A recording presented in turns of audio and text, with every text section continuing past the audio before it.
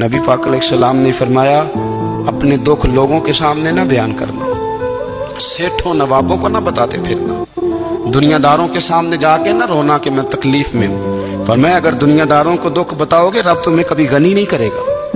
और लोग हैं कि उल्टा मजाक उड़ाएंगे आपकी, जिससे बड़ी पक्की यारी है ना, पक्की, वो तब तक पक्की है जब तक आपने 50,000 मांगा नहीं। और जिस वक्त आपने कह दिया कि मैं मजबूर हूँ मेरी मदद कर, तो फिर खत्म हो गई दोस्ती।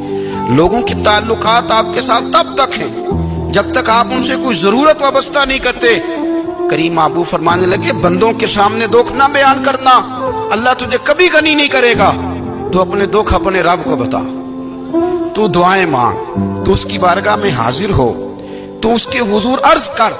फरमाया अपने दुख अपने रब को बता, वो जल्दी करे या देर से करे तुझे सारी दुनिया से बेनियाज कर देगा, तुझे किसी का मोहताज नहीं रहने देगा। रसूल कायनात ने फरमाया, रब करीम फरमाता है, जब मेरा बंदा हाथ उठाता है ना तो मुझे हया आती है कि मैं खाली कैसे लौटा दूं इसके। इतने बड़े बादशाह की बारगाह में, ओ भाई लोगों से इज्जतें तलाश करते हो तो वो क्या तुम्हें इज्जत देंगे, वो तो कल अच्छा कहते हैं परसों बुरा कहने लग जाते हैं।